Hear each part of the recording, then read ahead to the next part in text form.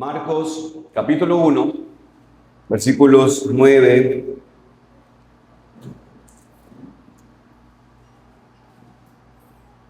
al 13. Dice así la palabra del Señor. Aconteció que en aquellos días que Jesús vino de Nazaret de Galilea y fue bautizado por Juan en el Jordán, y luego, cuando subía del agua, vio abrirse los cielos y al Espíritu como paloma que descendía sobre él. Y vino una voz de los cielos que descendía: Tú eres mi Hijo amado, en ti tengo complacencia. Y luego el Espíritu le impulsó al desierto, y estuvo allí en el desierto 40 días, y era tentado por Satanás, y estaba con las fieras, y los ángeles le servían. Amén.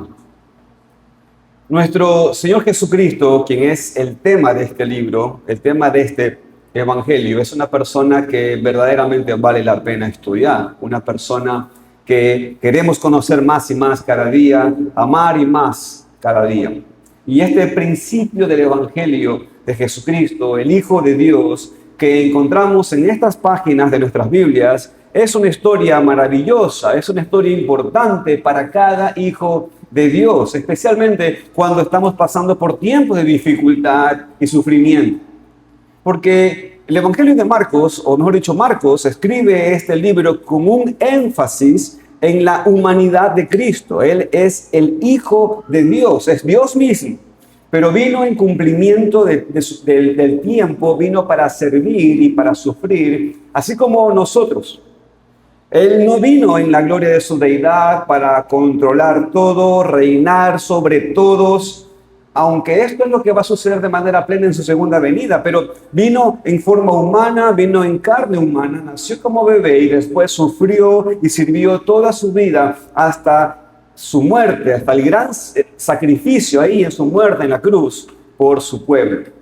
Por tanto, es de mucha ayuda para nosotros tener un libro como este. Un libro en el cual se enfoca en Cristo, pero como el siervo sufriente. Uno que se enfoca en Cristo, en el hecho de cómo Él vivió, cómo sufrió como ser humano, así también como nosotros.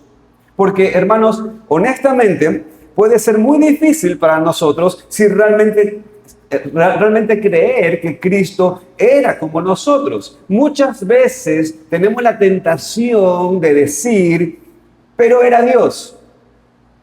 Y pensamos que no podemos seguir su ejemplo. Pensamos que, sí, es muy bonito lo que leemos en estos libros, es muy bonito leer el Evangelio en cuanto a la vida, el ministerio de Cristo, pero honestamente pensamos que no podemos vivir como Él, porque Él no era como nosotros, porque Él era Dios. Y por lo tanto no sufrió como solemos sufrir nosotros. Pero hermanos, eso es lo que este pasaje que vamos a meternos hoy es muy importante. Porque enfatiza que Cristo sí se identificó con nosotros. Se identificó con los seres humanos. Se identificó específicamente con su pueblo en su bautismo y en su tentación. Cristo mostró que era humano así como nosotros. Solamente que Él sin pecado. Recordemos, hermanos, lo que vimos el domingo pasado, la semana pasada. Marcos nos recuerda de las profecías del precursor de Cristo, las profecías del Elías que tenía que venir y junto con ello la venida del Mesías, quien él iba a preparar el camino para el Mesías. Vimos entonces que Juan el Bautista vino y obviamente cumplió estas profecías. Cristo mismo dijo que Él era el Elías que iba a venir y que Él era el mensajero quien vino para preparar el camino de Cristo. Entonces leímos que Juan predicaba un mensaje de arrepentimiento para preparar a los judíos para la venida de su Mesías. Y no se enfocó en sí mismo Juan, sino que Él les dijo que el Mesías que iba a venir, en el cual Él no era digno de desatar la correa de sus sandalias, pues es el que iba a venir, era el que iba a bautizar con el Espíritu Santo y no solamente con agua. Y un día, el Mesías vino. Y sin tener que invitarlos a ustedes a que lo busquen, pero lo pueden oír, cuando vamos a Juan capítulo 1, vemos que un día Juan estaba bautizando y Juan ve a Jesús y Juan dice: he ahí el Cordero de Dios que quita el pecado del mundo. Este es de aquel de quien yo dije que después de mí venía un varón en el cual es antes de mí, porque era primero que yo. Entonces, Juan el Bautista cumplió su función como el precursor, anunciando a los judíos que su Mesías había venido. Pero después, algo muy inesperado sucede. Cristo ahora, luego de eso, Cristo quiere ser bautizado por Juan. Ahora, tal vez en el momento casi nadie se da cuenta de la importancia de ese evento, porque hasta allí nadie podía reconocer que Jesús era el Cristo. ¿Sí me entienden? Todo el mundo pensaba que era un judío más, que era un ser pecador, ¿no es cierto? Casi nadie entendía lo que estaba sucediendo ahí. Pero Juan sí entendía la situación. Y por eso Juan, él protesta ante la invitación de Cristo de que Juan lo bautice. Y Juan protesta, y si ustedes recordarán, si no escuchan, en Mateo capítulo 3, Juan se le oponía diciendo: yo necesito ser bautizado por ti y tú vienes a mí. Claro, ¿por qué? Porque Juan predicaba el bautismo de arrepentimiento y sabía que el Mesías venía sin pecado. Pero luego vemos que el Mesías le dice a Juan: deja ahora, porque así conviene que cumplamos toda justicia. Ahora, hermanos, amigos, Juan no entendía, pero Cristo dijo, en otras palabras: no importa si lo entiendes ahora o no, solamente hazlo, porque es necesario que yo lo haga. Pero aunque Juan no entendió, hermanos, nosotros sí deberíamos poder entender, porque tenemos más luz, porque tenemos toda la historia, porque tenemos todo el Nuevo Testamento para ayudarnos a entender un punto muy importante en cuanto a la encarnación, en cuanto a la vida y en cuanto al ministerio de Cristo. Hermanos, amigos, Cristo vino como el Dios hombre, plenamente Dios, plenamente hombre, y tenía que identificarse con su pueblo para poder salvarlo. Tenía que identificarse con el ser humano por quien había venido a salvar. Y cuando vamos a este pasaje, esto es lo que encontramos. Cuando leemos el pasaje del bautismo y de la tentación, eso es lo que encontramos en su mensaje dado por Marcos.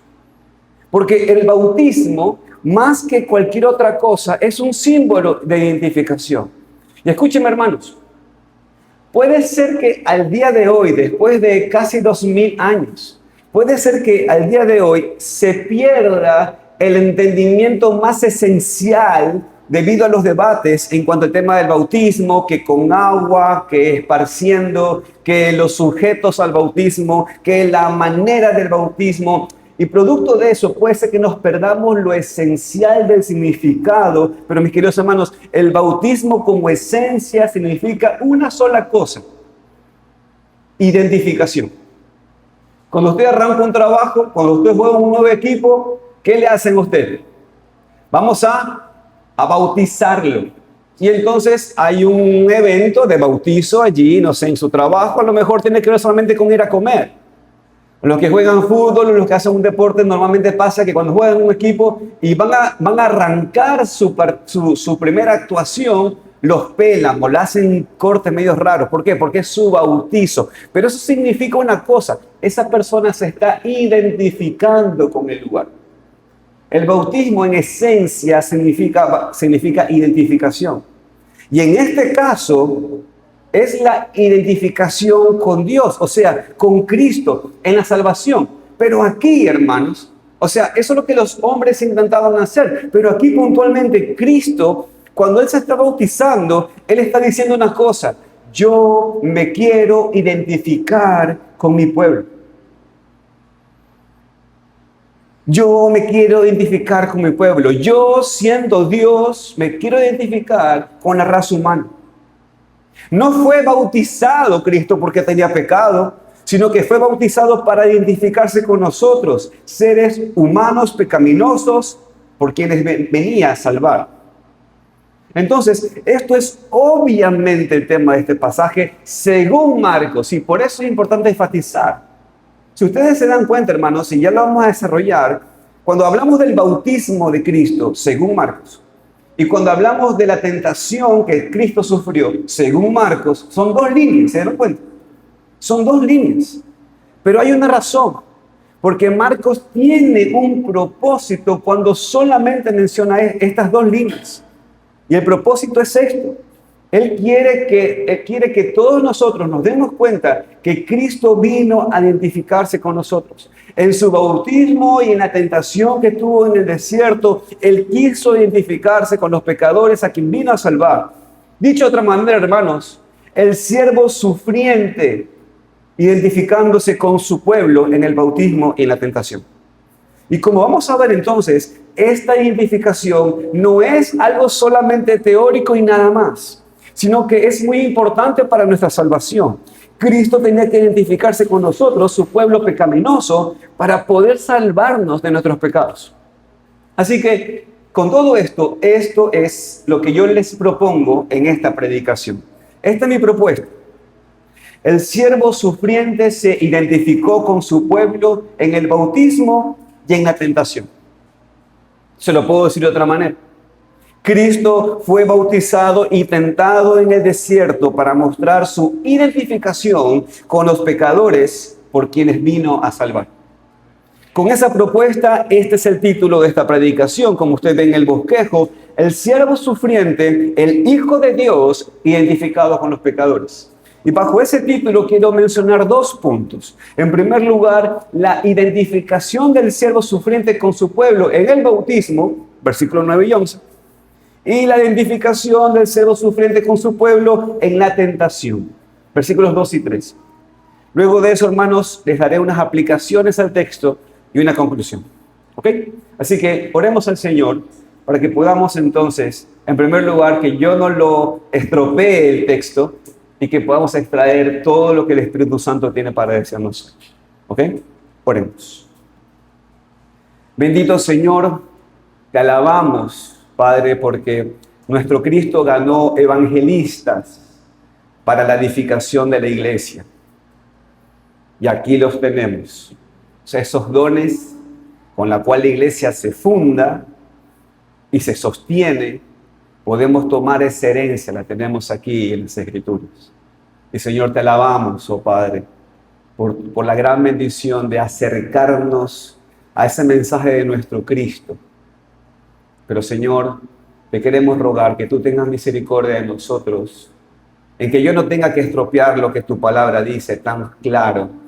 Pero te rogamos, Señor, que tú, esa palabra que pones en nuestros corazones, Señor, nos lleve a cumplir tu voluntad hermosa, que es la santificación. Pero también, Señor, no con elevaciones de ego, sino que esa santificación nos lleve a la compasión para también transmitirle tus verdades a otros. Te pedimos, Señor, que tú nos guíes a cada uno de nosotros. Te rogamos en el nombre de Jesucristo. Amén.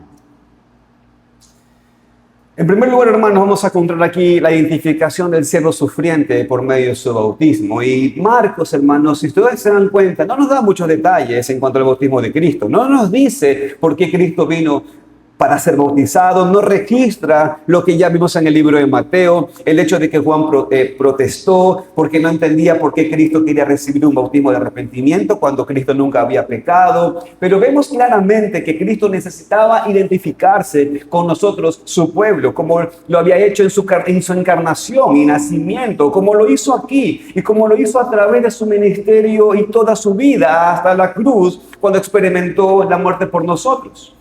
Y el bautismo de Cristo es importante cuando nos enfocamos en su identificación con nosotros, no solamente en su muerte, sino también en su vida. Recordamos que solamente la muerte de Cristo no es suficiente para salvar a nadie, hermanos.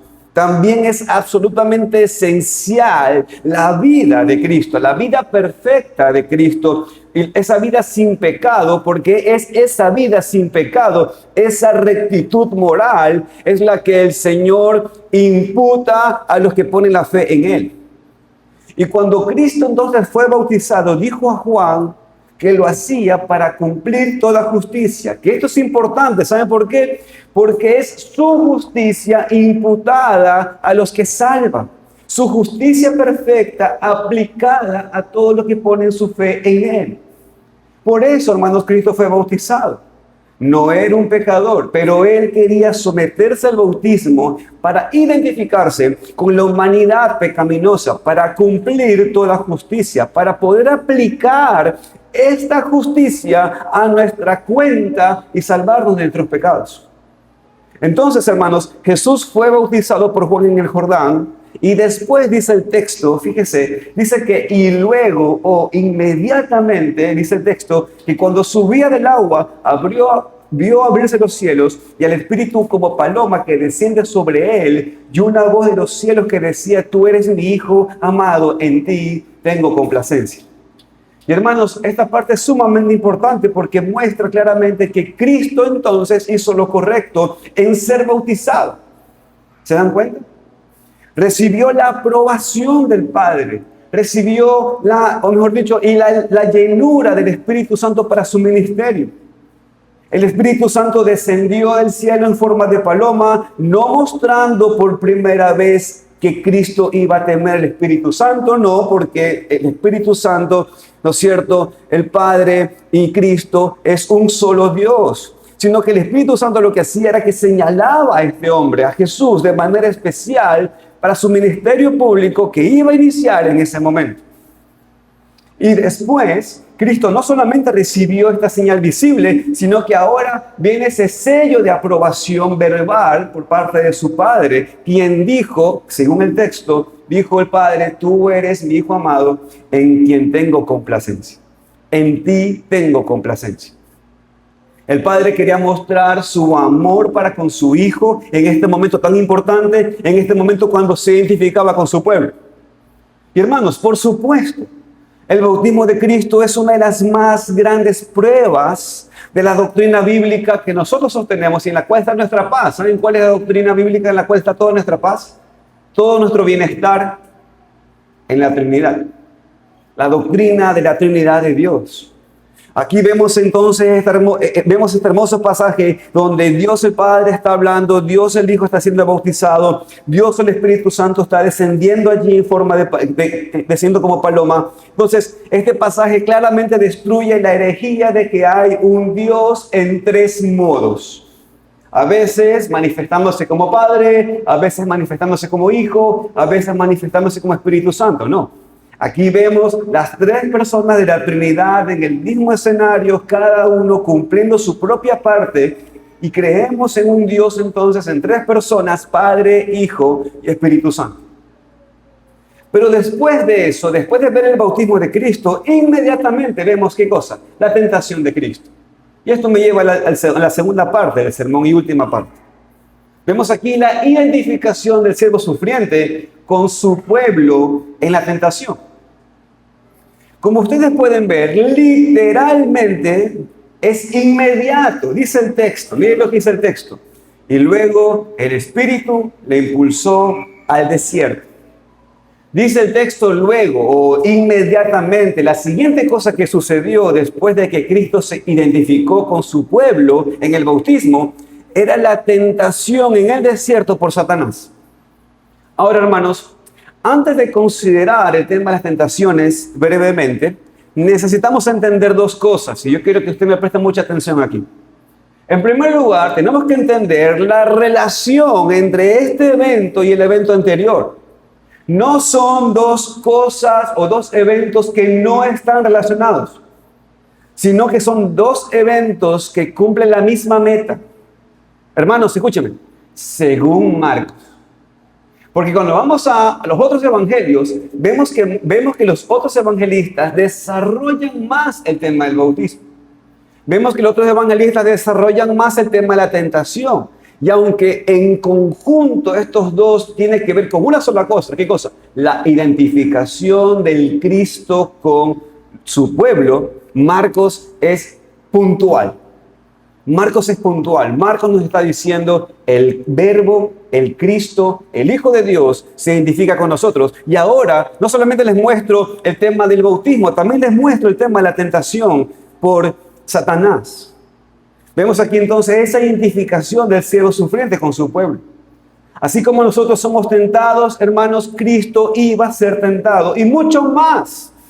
Durante estos 40 días y después durante toda su vida, hasta su muerte y resurrección. Entonces, esto no es un mensaje que realmente deberían ser dos mensajes, porque toca dos diferentes temas aquí, ¿no, hermanos? Seguimos con el mismo tema, Cristo identificándose con su pueblo para poder salvarnos de nuestros pecados. Pero, en segundo lugar, es importante reconocer, hermanos, que este tiempo de tentación era la voluntad de Dios. Fíjese que no dice que después del bautismo de Cristo, Él se perdió, se encontró en el desierto y antes de que pudiera escapar, Satanás le encontró y empezó a tentarle. No, para nada. Eso suena a una película, ¿no es cierto? La típica película es así. Una persona se pierde y antes de encontrar la salida, es atacado por su enemigo, por un monstruo, no sé, por un dragón galáctico y tiene que luchar para sobrevivir. No, este no es el escenario. Esto no es lo que pasó aquí. Lo que pasó aquí, lo leemos claramente y dice en el versículo 12, fíjese, el Espíritu le impulsó al desierto.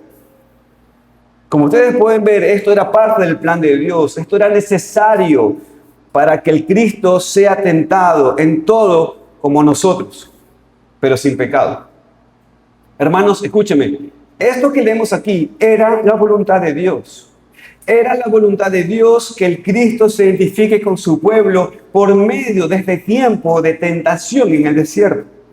Y mis queridos hermanos, espero que podamos ver la aplicación aquí. Por supuesto, nuestras tentaciones no tienen exactamente la misma meta, pero el principio es lo mismo.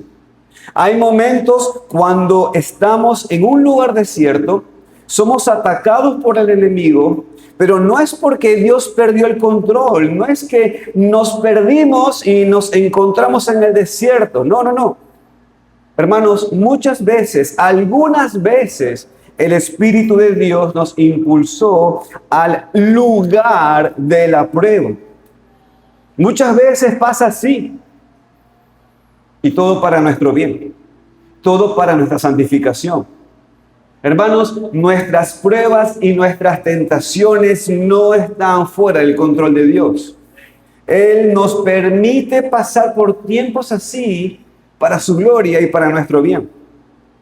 Entonces, hermanos, Cristo, como vemos aquí, es impulsado al desierto y vemos aquí el contraste, ¿no es cierto?, entre el segundo Adán, que es Cristo, con el primer Adán que se llamó Adán. El primer Adán, que encontramos en Génesis, fue también tentado por Satanás. ¿Estamos de acuerdo? Sin embargo, él fue tentado ¿en dónde? ¿En qué sector? ¿Fue tentado allá en el desierto? No. Adán fue tentado en el Edén, en el paraíso, en un lugar sin pecado, en un lugar perfecto. Y de todos modos, Adán cayó en pecado. Cristo, el segundo Adán, como Pablo le llama, fue tentado, pero no fue tentado en el paraíso. No fue tentado en las mejores condiciones. Fue tentado en el desierto, donde estaban las fieras, donde estaban animales salvajes, en un mundo caído, arruinado por el pecado, en el peor escenario posible, pero Cristo venció, Él resistió la tentación. Estaba allí 40 días. Estaba allí 40 días, que probablemente sí eran simbólicos en cuanto al número de años que estuvo el pueblo de Israel en el desierto, y casi todos lastimosamente malentienden esta historia porque piensan que Cristo solamente fue tentado 3 veces, las 3 tentaciones que tenemos registradas, por ejemplo, en el Evangelio de Marcos, de Mateo, pero no. Estas eran las últimas y más grandes tentaciones, pero por 40 días estaba siendo tentado constantemente mientras no comía nada. Él ayunó estos 40 días sin duda y por cierto, un ayuno que el Espíritu mismo le estaba proponiendo. Entonces Dios le fortaleció milagrosamente para poder hacer esto.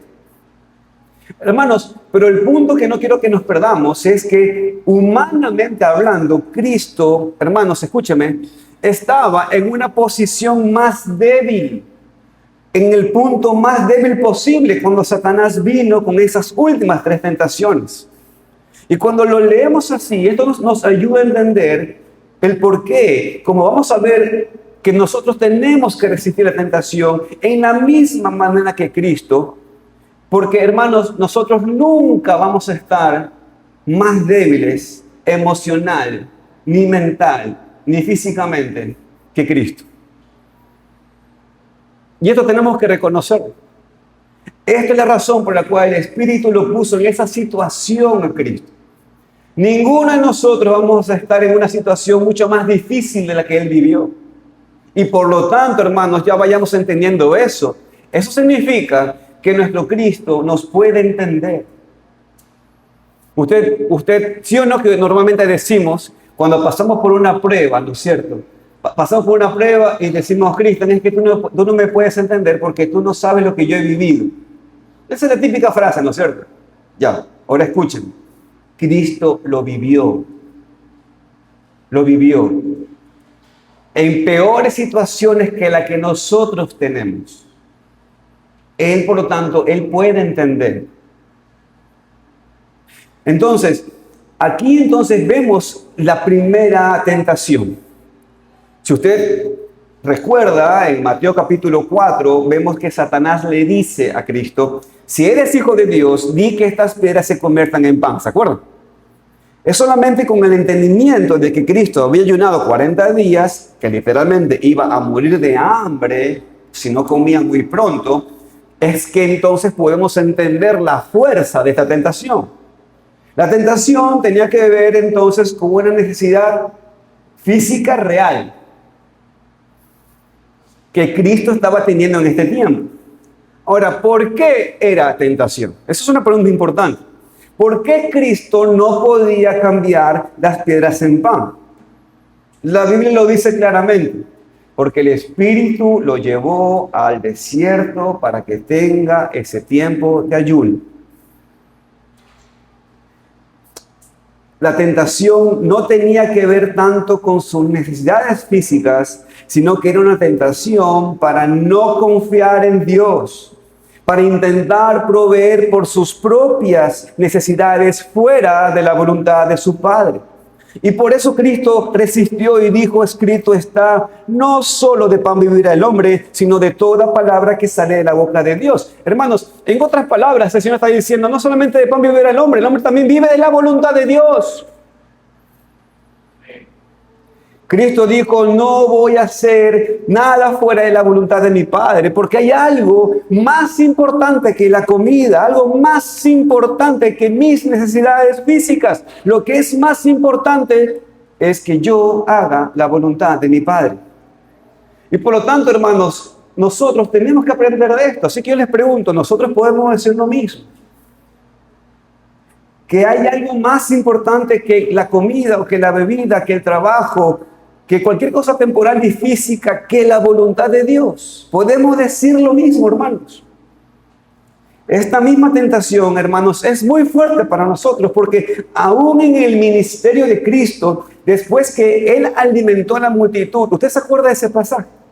Ellos le seguían, ¿se acuerda? Cristo multiplicó los panes, multiplicó los peces, pero Cristo dijo que solamente ellos lo seguían a Él por lo que estaban recibiendo de Él. Hermanos, ¿se dan cuenta? Las personas muchas veces quieren las bendiciones de una relación con Dios sin realmente tener esa relación con Dios.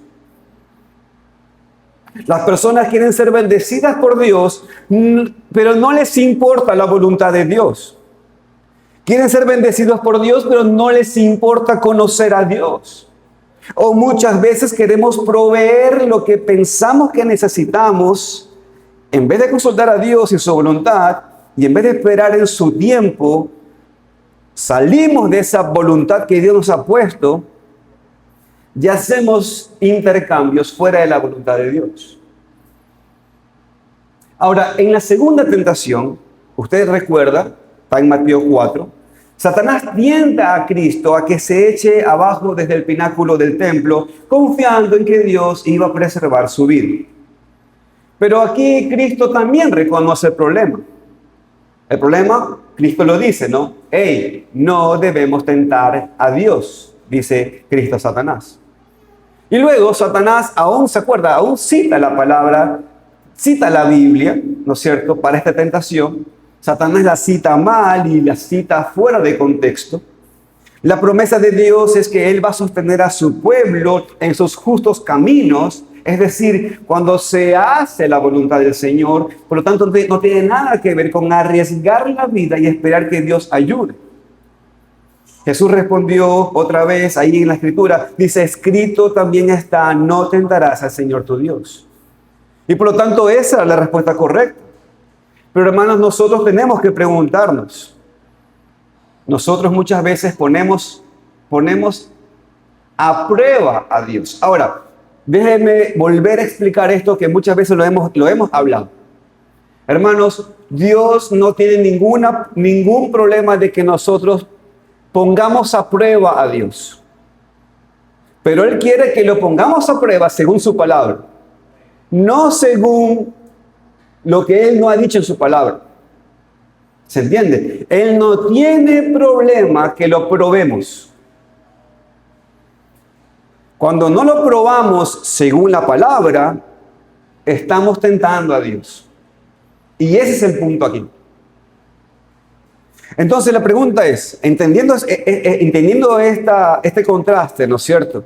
Ahora sí entendiendo de qué es probar y qué no es probar, sino más bien tentar a Dios, les pregunto, ¿a veces tentamos a Dios? A veces tomamos decisiones y pensamos, bueno, no importa mucho, Dios va a arreglar mi vida después. ¿En qué parte de la Biblia está eso? A veces hacemos algo que no es correcto para intentar hacer algo que pensamos que es correcto. No, hermanos. Dios aprueba la obediencia nada más. Por lo tanto, no debemos tentar a Dios. Y la tentación final, ¿no es cierto?, es la que vemos aquí también en Mateo 4. Satanás presentó a Cristo una visión. Y es interesante esto, porque cuando Satanás le dice a Cristo, le muestra a Cristo todas las naciones y se las muestra todas ellas como cristianos. O sea, le muestra a Cristo una visión en la cual Él podía ser, o sea, Cristo, ser el Salvador y Señor de todos ellos. Satanás le promete que le puede dar eso si Cristo le adora a Satanás. ¿Cuál es el tema con la tentación allí? ¿Cuál es la tentación allí? Hermanos, la tentación era recibir promesas de Dios, pero sin el camino que Dios propone. En el caso de Cristo, el camino era un camino de dolor, un camino de sufrimiento. Era una cruz en medio. Esa era la voluntad de Dios. Esto es lo que Satanás le estaba proponiendo. Aquí están todas las naciones, todas ellas, tú puedes ser el Salvador de todos ellos, el Señor de todos ellos, si me adoras. Y Cristo lo que hizo fue resistir a esa tentación, obviamente. Pero la tentación todavía es mucho más fuerte para nosotros, en el sentido de que recibir lo que queremos, lo que Dios nos ha prometido, pero sin el sufrimiento, sin el dolor. Satanás sigue prometiendo esto, sigue prometiendo una vida de prosperidad, que es lo que Dios promete. En Cristo dice que hay vida abundante, dice que hay vida eterna, pero es siguiendo los pasos de Cristo. Y siguiendo los pasos de Cristo, según las Escrituras, puede ser que entremos al reino con muchas tribulaciones. Satanás esconde eso. Él te quiere dar las mismas promesas de Dios sin pasar por el camino del Señor. Y mis queridos hermanos, no hay manera para recibir lo que Dios tiene para ti, no hay manera para recibir sus bendiciones fuera del camino de Dios, fuera de su voluntad o fuera de su tiempo. No funciona, no puede funcionar. Ahora, hermanos, después que Cristo había resistido la tentación, y esa es la parte por eso que quise pasar rápido, esta es la parte que me quiero enfocar más. Después que Cristo sufrió la tentación, mire el texto hermoso que vemos allí. Mire el versículo 13. Y es necesario incluso que usted se lo aprenda. Mire el versículo 13. Dice que después que recibió la tentación y resistió la tentación, ¿qué sucedió? ¿Qué dice el texto? ¿Qué dice? Después de eso, dice que los ángeles le servían. Y hermanos, este texto usted tiene que subrayarlo porque es sumamente hermoso para nosotros.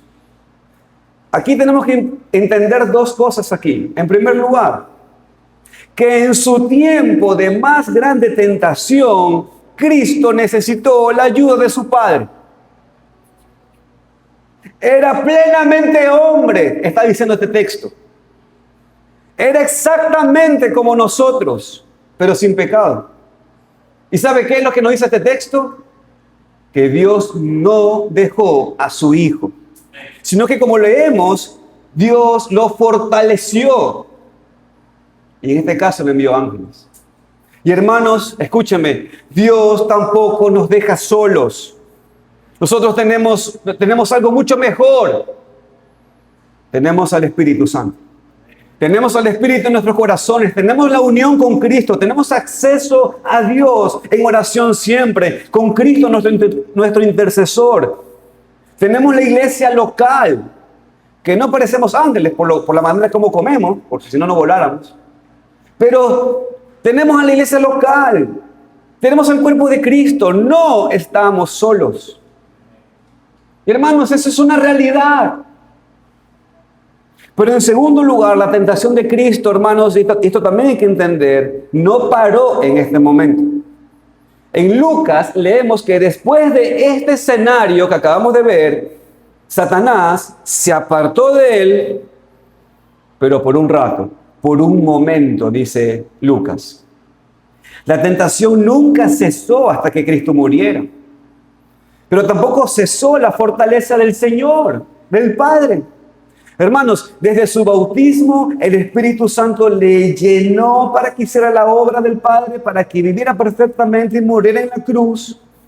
Y esto creo que deberíamos entender, hermanos, que esa fortaleza también está para nosotros. Está, hermanos, aquí el texto nos dice que los ángeles le sirvieron. Y los ángeles le sirvieron sin duda en toda su vida. ¿Y sabe por qué? Porque era hombre. Y hermanos, y nosotros también tenemos lo mismo.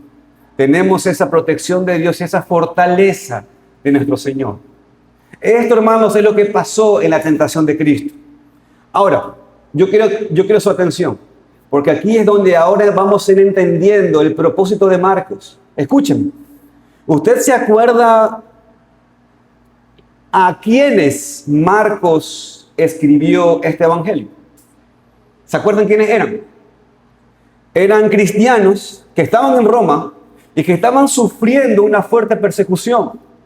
Estaban escondiéndose en las catacumbas por miedo de ser arrestados por las autoridades y sentenciados a la muerte.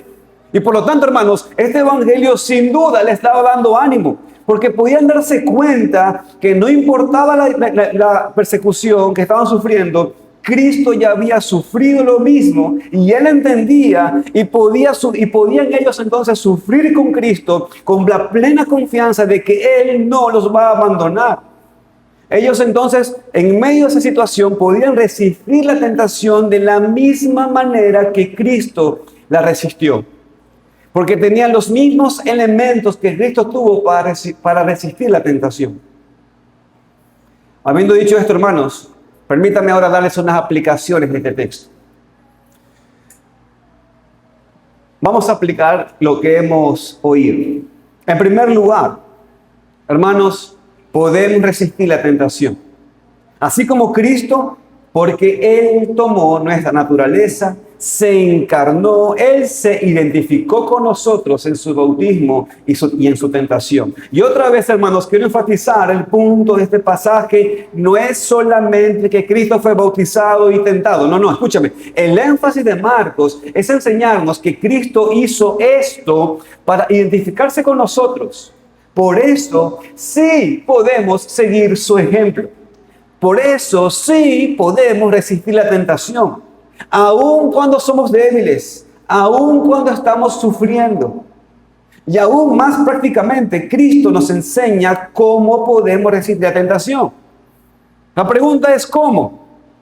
Hermanos, con el mismo Espíritu Santo que llenó a Cristo. Usando la misma palabra que usó Cristo. Escúchenme, hermanos, todos aquí, amigos, escúchenme todos. Cristo no resistió en la fuerza de su deidad. ¿Me entendió? Cristo no resistió la tentación en la fuerza de su deidad. Él no expulsó a Satanás para que no lo molestara. Él no pidió a su Padre que lo expulsara, sino que Él, en el mismo poder del Espíritu Santo que tú y yo tenemos como cristianos, usando la palabra de Dios escrita, hermanos, Él resistió a Satanás y resistió sus tentaciones. Y hermanos, estas son las mismas dos cosas que tú y yo tenemos para resistir la tentación. Mi querido hermano, el Santo Espíritu mora en cada hijo de Dios. Es Dios mismo. No necesitas a nadie más. Y tenemos a Él, que es el autor de la Biblia. Él la usa para fortalecernos en el tiempo de la tentación. Por eso, mis queridos hermanos, tenemos que ser llenos de la palabra del Señor. Necesitamos que la palabra de Dios more en abundancia en nosotros. Y por favor, hermanos, entiendan la fuerza de esta historia. Cristo mismo resistió la tentación, no con el poder de su deidad, sino con la misma palabra de Dios que tú, mi querido hermano, tienes en tus manos. Por eso su ejemplo nos ayuda muchísimo. Tú puedes resistir la tentación en exactamente la misma manera que Cristo mismo la resistió. Salmo 119:11, ¿qué dice? ¿Se acuerdan? En mi corazón he guardado tus dichos para no pecar contra ti. Tú puedes resistir la tentación con el poder del Espíritu Santo y la ayuda de la palabra de Dios. Ahora, hermanos, otra aplicación aquí es esta. ¿Cómo respondes cuando Satanás te está tentando? O mejor dicho, voy a ser más específico en la tentación. ¿Cómo respondes cuando Satanás te dice, ¿realmente eres hijo de Dios? Porque fíjense el orden de los eventos aquí. Fíjense, hermanos. Cristo es bautizado y su padre le dice, tú eres mi hijo amado en quien tengo complacencia, ¿no es cierto? Inmediatamente después, el Espíritu le impulsa al desierto para ser tentado y en la primera tentación registrada, y en Mateo 4, Satanás le dice, si eres hijo de Dios, di que estas piedras se conviertan en pan. Ok, ¿vieron la secuencia? ¿Ven el patrón aquí?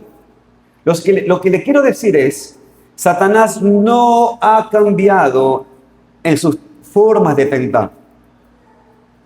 ¿Recuerdan la tentación que tuvo con Adán y Eva en el huerto del Edén? ¿Qué le dijo? Exactamente como le dijo a Cristo. Le dijo así: con que Dios os ha dicho no comáis del árbol del huerto. Satanás está diciendo, ¿estás segura de lo que Dios dijo? ¿Estás segura de lo que Dios dijo que realmente es la verdad? Lo que quiero decir es, ¿tú estás seguro de que eres hijo de Dios? Cuando Dios te ha dicho eso, que confiando en Cristo eres salvo, eres perdonado y eres su hijo, ¿en verdad eres su hijo? El diablo siempre quiere tentarnos a dejar de creer en Dios, a dejar de creer en lo que Él dice en su palabra. Y sabe que muchas veces funciona. Leemos la palabra, lo que la palabra dice, pero muchas veces no la creemos. Pensamos que nuestra situación es diferente. Decimos, muy buena predicación, pero no se aplica a mí, porque lo que pasa es que yo estoy viviendo una situación especial, pastor. Y ahí comienza el relato y piensan que son la excepción.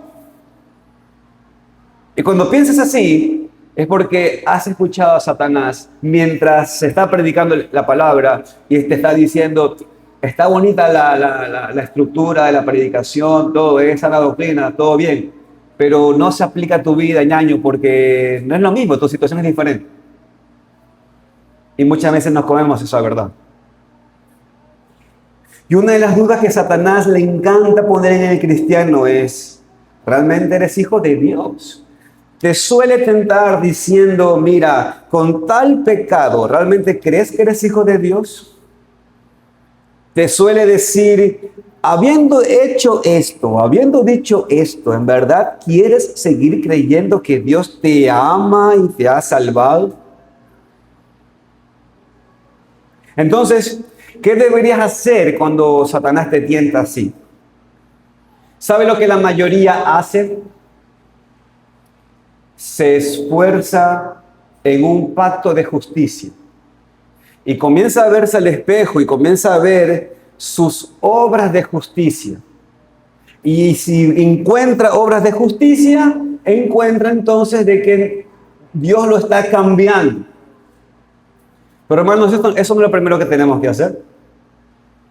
Tenemos que ir a la palabra de Dios, y la palabra de Dios lo primero que nos dice es que pon tu fe en el Señor Jesucristo. Descansa en la obra de Jesucristo, no en tu obra. Descansa en su justicia, no en tu justicia. ¿Qué deberíamos hacer cuando Satanás nos tienta así? Pues lo que hizo Cristo, responder con la palabra. Con la palabra, no con lo que piensas, no cómo te sientas en el momento. Tienes que responder solamente con la palabra. Por ejemplo, Romanos 8:16 dice, el Espíritu mismo da testimonio a nuestro espíritu que somos hijos de Dios. Pero no es por un tema de fe en la fe, sino es un tema de poner fe en la obra de Jesucristo, su Hijo. Primera de Juan capítulo 3, versículo 1 dice, mirad cuál amor nos ha amado el Padre para que seamos llamados hijos de Dios. De vuelta, no es que yo me estoy diciendo eso como un mantra, sino que eso me lleva a recordar que descanso en la obra de Jesucristo, no en mi justicia.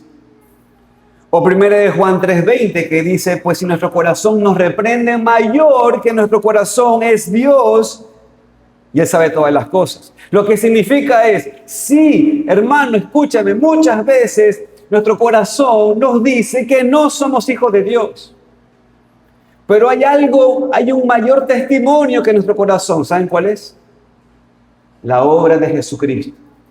Si ponemos nuestra confianza en lo que Jesucristo hizo, eso es mucho mayor que lo que nuestro corazón engañoso y perverso nos suele decir. Así que mi querido hermano que está aquí, a mi hermano le estoy diciendo, no caiga en la tentación de dudar que usted es hijo de Dios, cuando ya Dios ha hecho su obra por medio de Cristo. Así que mi querido hermano que está aquí, porque le estoy diciendo solamente a mi hermano, responda con la palabra para resistir esa tentación. Y finalmente vemos que el énfasis aquí más práctico de este pasaje es que Cristo tenía que identificarse con nosotros, con seres humanos pecaminosos, para poder salvarnos de nuestros pecados. Así que tenemos que preguntarnos aquí esto. ¿Por qué Cristo hizo esto? ¿Por qué el bautismo? ¿Por qué la tentación? Pues como vimos, para identificarse con nosotros, sin duda, pero ¿por qué tenía que identificarse con nosotros? ¿Por qué tenía que sufrir todo esto? ¿Por qué tenía que venir como el ciego sufriente y sufrir en su vida y en sufrir en su muerte? ¿Por qué? Mis queridos amigos y amigas, lo hizo por nosotros, que somos pecadores. Amigo y amiga, sin Él no hay esperanza, sin Él no hay salvación, sin Él no hay vida eterna.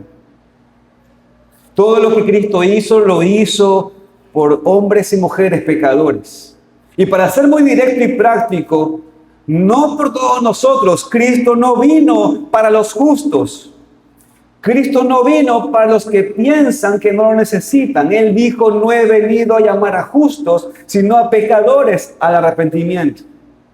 Entonces, mi querido amigo y amiga, tenemos que relacionar lo que vimos hoy en el bautismo y la tentación de Cristo con los versículos anteriores. Amigo y amiga, Cristo se identificó con la raza humana para darle arrepentimiento, para poder reconocer nuestro pecado y nuestra necesidad de la salvación en Cristo. No tienes que ser muy bueno para que Cristo te salve, amigo y amiga. De hecho, conforme a sus propias palabras, el único requisito para ser salvo de los pecados, ¿saben qué es? Es ser muy malo, de hecho. Y cuando digo esto, tú debes reconocer tu maldad. Tú debes reconocer que eres un ser pecaminoso y que no hay salvación fuera de Cristo. Cristo sacrificó todo y vino para identificarse con seres humanos como tú y como yo. Vino como el siervo sufriente, vino para sufrir, vino para ser tentado, vino para morir y todo para que tú puedas tener la vida eterna. Cristo fue bautizado y tentado en el desierto para mostrar su identificación con los pecadores, por quienes vino a salvar. Así que yo te pregunto, amigo y amiga que está aquí, niños que están aquí, escuchen con mucha atención.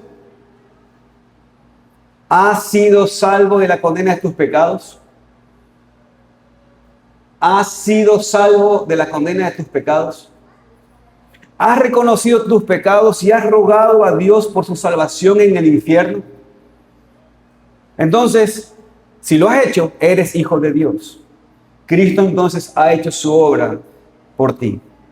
Entonces el siervo sufriente se identificó con su pueblo en el bautismo y en la tentación para que tengamos la vida eterna.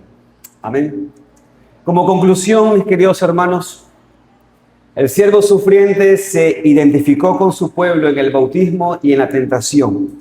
O, dicho de otra manera, Cristo fue bautizado y tentado en el desierto para mostrar su identificación con los pecadores por quienes vino a salvar. Amén. Oremos así.